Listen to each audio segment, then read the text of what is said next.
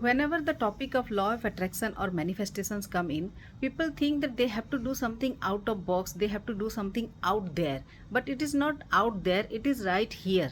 Because manifestation is something we all are doing already. The life we are living is what we have manifested.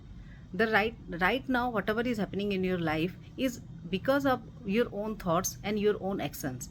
The thoughts you think, the choices you make, and the decisions you take define the life that you are living right now. So if you are not happy with the results, if you are not happy with what is happening in your life, that means something is wrong in the way of your thought, in the way of your choices. So that is what we have to learn when we talk about manifestations. We have to learn a new way of living. सब पहले पहले जब मैंने भी manifestations करना चालू किया, मुझे भी लगता था कि वो कुछ और है and it is different from my daily life. No, आपका डेली लाइफ जो है वो आप डेली लाइफ में क्रिएट कर रहे हो अपना लाइफ खुद ही. और उसी लिए ही आपको ये मैनिफेस्टेशन और लॉ ऑफ अट्रैक्शन सीखना चाहिए. बिकॉज हम जो चीज़ें चाहते हैं लाइफ में वो हमको ना मिलके हम कुछ और अट्रैक्ट कर रहे हैं because of our thought pattern, because of our way of doing things. क्योंकि वो हमारी पैटर्न्स बन गई है, वो हमारी हैबिट्स बन गई है.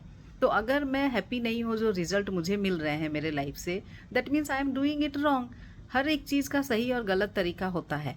अगर हम कुछ एक नया स्किल सीखने जाते हैं तो हमको पता चलता है कि ये सही तरीका है, ये गलत तरीका है.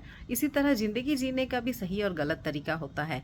अगर हम ज़िंदगी गलत तरीके से जी रहे हैं, अगर हमारे थॉट्स गलत तरीके से हम यूज़ कर रहे हैं और तो हमको रिजल्ट भी गलत ही आ रहे हैं.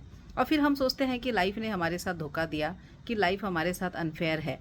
ऑफ कोर्स कुछ चीज़ें लाइफ में ऐसी होती है जिसको हम डेस्टिनी बोलते हैं, which is not in our control, which is not in our hands. इसीलिए ही तो हम भगवान को मानते हैं. अगर सब कुछ अगर हमारे कंट्रोल में होता तो कौन ऐसा इंसान है जो भगवान को मानता. तो इसीलिए हमको कभी भी डेस्टिनी रिलेटेड चीज़ों में बहुत ज़्यादा अपना फ्री विल को यूज़ नहीं करना चाहिए.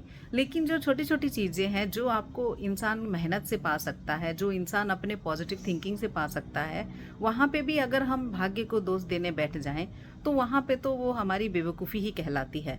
तो लॉ ऑफ अट्रैक्शन या फिर लॉ ऑफ मैनिफेस्टेशन जिसको हम बोलते हैं, वो एकदम सिंपल फॉर्म में है कि the way you are living your life. Manifestation मतलब आप एक सर्टन वे ऑफ थिंकिंग अपनी लाइफ में लेके आते हो और उसकी वजह से आप जो चाहते हो वो होता है, instead of just random things happening in your life. आप एक ऑर्गेनाइज करते हो अपनी लाइफ को by using your mind, by using your brain.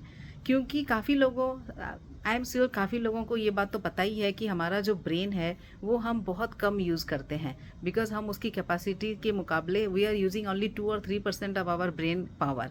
What does that mean? That means brain एक ऐसा चीज़ है, एक ऐसा टूल है जो सबसे पावरफुल टूल है इंसान के लिए. क्योंकि और किसी भी ऑर्गेनिजम्स के और किसी भी क्रिएचर के पास ब्रेन उतना डेवलप नहीं है जितना ह्यूमन बींग्स के पास है. And that is the reason कि human beings are superior to all other creature. लेकिन हम उस ब्रेन को यूज़ सही तरीके से ना करके we are using it in a wrong way, and that's why we don't get the life we desire and we don't get the result we desire. तो मैनिफेस्टेशन का सबसे पहला स्टेप होता है being aware of your own thoughts, being aware of your own decisions, being aware of your own choices. अगर आपको changes लाने हैं आपके लाइफ में, then you have to start changing from with in. And from with in से सबसे पहले thoughts पे आता है. Be aware of your thoughts, और वहीं से ही आपके एक्शंस आते हैं, आपके वर्ड्स आते हैं, सब कुछ वहीं से आता है. तो that is the first step of manifestation. सबसे पहले आपको समझना है कि this is not something out of your life, this is something you are already doing, you are just not aware of it. Once you understand that, then you can go to the next step where you can start manifesting the life you want.